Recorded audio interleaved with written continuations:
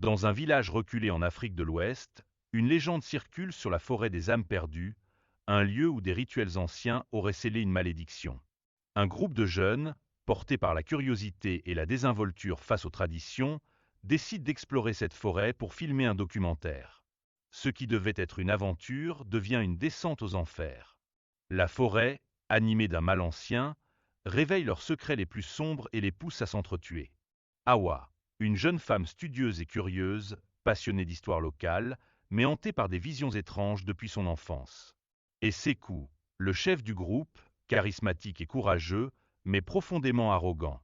Nafi, meilleure amie d'Hawa, douce mais très superstitieuse, souvent en conflit avec Sekou. Kader, cousin de Sekou, un jeune homme réservé, porté sur la religion et méfiant des mystères occultes. Le village de Danji est connu pour sa proximité avec la forêt des âmes perdues. Les anciens racontent qu'elle est habitée par les djinns et qu'elle dévore les âmes des intrus. Cette histoire effraie les habitants, mais intrigue Sekou. Avec ses amis, il décide d'explorer la forêt pour prouver que tout cela n'est qu'une superstition et pour tourner un documentaire sensationnel. Avant leur départ, une vieille femme du village les avertit. Ce que vous cherchez dans cette forêt n'a pas besoin d'être trouvé. L'ombre des ancêtres veille encore, et elle n'a pas pardonné. Riant de ces paroles, le groupe se met en route avec leurs caméras, sans savoir qu'ils ne reviendront jamais les mêmes. Dès leur entrée dans la forêt, des événements troublants commencent. Hawa remarque des symboles gravés sur des arbres, similaires à ceux qu'elle avait vus dans ses visions enfants. Nafi entend des voix familières l'appelant doucement par son prénom. Et Sekou se moque des craintes des autres, mais il a l'impression constante d'être observé. Kader récite des prières en silence, persuadé que quelque chose de sombre les suit. Le soir venu, il trouve une clairière avec une grande statue en bois, représentant une femme tenant une calebasse. Au pied de la statue, une fosse remplie de crânes humains. Kader supplie le groupe de partir, mais Sekou insiste pour rester et filmer. Alors qu'il s'installe, les choses dégénèrent. Hawa rêve d'une femme en pleurs qui lui tend une calebasse pleine de sang en murmurant « Bois et sois libéré ». Et Sekou se réveille en sursaut et découvre que des traces de mains ensanglantées couvrent leur tente, bien qu'il soit seul. Au matin, Nafi disparaît. Il trouve ses chaussures près de la statue et des traces de pieds nus menant plus profondément dans la forêt. En cherchant Nafi, il tombe sur une cabane abandonnée. À l'intérieur, il découvre des objets rituels, des masques, des poupées plantées d'aiguilles et des pots contenant des cendres humaines. Hawa, troublé, se rappelle une vieille histoire que sa grand-mère lui racontait. La forêt était autrefois un sanctuaire où les prêtres sacrifiaient des âmes pour apaiser les djinns. Mais un jour, une prêtresse a trahi le pacte et a scellé la malédiction sur quiconque oserait troubler leur sommeil. Sekou, refusant de croire aux histoires, s'énerve et casse l'un des pots rituels. Mais Kader, horrifié, explique que ces pots contiennent les âmes piégées. Le groupe entend un cri terrifiant. Il trouve Nafi, mais elle semble différente. Ses yeux sont vides et elle récite des mots dans une langue ancienne. Avant qu'il ne puisse la ramener, elle s'effondre, morte, une calebasse brisée à côté d'elle. Gravée sur sa peau, trahison. Sekou perd patience et décide de partir seul, mais il est attaqué par des ombres qui le traînent dans l'obscurité. Ses hurlements résonnent dans toute la forêt. Hawa et Kader, terrifiés, comprennent qu'ils ne sont pas simplement face à une légende. Ils découvrent un journal dans la cabane, écrit par la prêtresse déchue. Ce dernier contient une phrase qui les glace. Celui qui brise les offrandes devient l'offrande. Hawa commence à entendre la voix de sa mère décédée, l'accusant de l'avoir abandonné. Kader se bat pour garder sa foi, mais des visions de lui-même en train de tuer ses amis le hantent. La statue dans la clairière change d'apparence, devenant plus menaçante. Les arbres même semblent bouger, emprisonnant les deux survivants.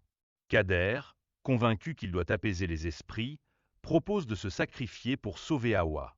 Malgré ses protestations, il s'agenouille devant la statue et prononce une prière. Les ombres l'entourent, et son corps est absorbé dans la terre. Hawa, désormais seule, voit la femme de ses rêves réapparaître. La calebasse lui est tendue une dernière fois. Hawa comprend que si elle la boit, elle sera maudite à jamais, mais si elle refuse, elle mourra. Alors qu'Hawa tient la calebasse dans ses mains, Elle entend une voix douce mais terrifiante résonner dans la clairière. « Tu es celle que nous attendions. Bois et deviens notre gardienne. Refuse et rejoins les âmes perdues. » Hawa, désespérée, tente de fuir, mais la forêt semble se refermer sur elle. Les arbres bougent, des racines s'enroulent autour de ses jambes, et des ombres sans visage la poursuivent. Dans un dernier effort, elle renverse la calebasse sur le sol. Le liquide rouge s'étale comme du sang, et un cri perçant déchire l'air. La forêt tremble, et Hawa est projetée contre un arbre. Lorsqu'elle ouvre les yeux, elle est de retour dans la cabane. Dans la cabane, Hawa retrouve Sekou, mais il est changé. Son regard est vide, et son sourire est étrange. Il lui explique qu'il a accepté de servir les esprits de la forêt en échange de sa vie. Désormais, il est l'instrument de leur vengeance, chargé d'assurer que personne ne quitte la forêt vivant. Hawa réalise avec horreur que Sekou est devenu une marionnette contrôlée par les entités maléfiques. Il tente de la convaincre de boire la calebasse pour rejoindre leur rang, mais elle refuse.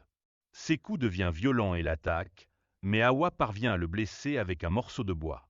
Cependant, au lieu de mourir, Sekou disparaît dans une nuée de fumée noire, promettant qu'elle ne pourra jamais quitter la forêt. En explorant davantage la forêt, Hawa découvre un temple enfoui sous des racines géantes.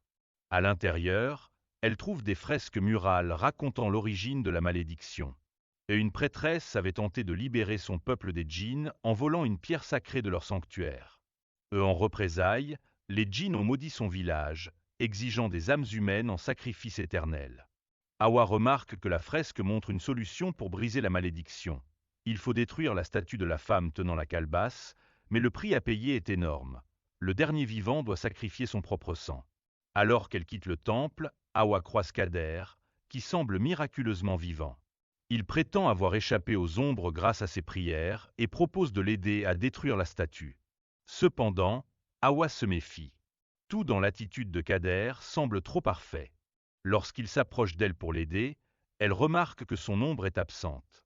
Terrifiée, elle comprend que ce n'est pas Kader, mais une illusion créée par les djinns pour la piéger. Elle fuit, mais les illusions se multiplient. Elle voit Nafi, Sekou et même sa propre mère décédée, tous suppliant qu'elle reste avec eux. Hawa retourne à la clairière pour affronter la statue. Armée d'un couteau trouvé dans le temple, elle attaque la statue, mais celle-ci se défend comme si elle était vivante. Les ombres s'agitent autour d'elle, griffant sa peau, chuchotant des malédictions, et la forçant à revivre ses souvenirs les plus douloureux. Elle se rappelle alors les mots de sa grand-mère. Les djinns ne peuvent être vaincus que par le courage et la vérité. Hawa, malgré sa peur, crie aux esprits qu'elle n'a pas peur de mourir. Elle frappe la statue avec toute sa force, brisant la calebasse en morceaux. Une lumière aveuglante envahit la clairière, et les ombres hurlent en disparaissant dans le sol. Cependant, la malédiction n'est pas complètement brisée. Le temple avait raison. Un sacrifice de sang est nécessaire pour refermer le portail entre le monde des vivants et celui des djinns. Hawa, comprenant qu'elle est la dernière vivante, décide d'offrir sa vie pour sauver les générations futures. Elle s'agenouille devant les restes de la statue et se tranche la main avec le couteau, laissant son sang s'écouler dans la terre. La forêt commence à s'effondrer autour d'elle, mais au lieu de mourir, elle est entourée par une lumière douce. La prêtresse déchue apparaît devant elle, remerciant Hawa pour son courage. Hawa se réveille au bord du village, couverte de sang mais vivante. Elle est accueillie par les habitants, qui sont choqués de la voir. Lorsqu'elle tente de raconter son histoire, personne ne la croit. Cependant, les anciens remarquent que la forêt est redevenue silencieuse et que l'air est plus léger.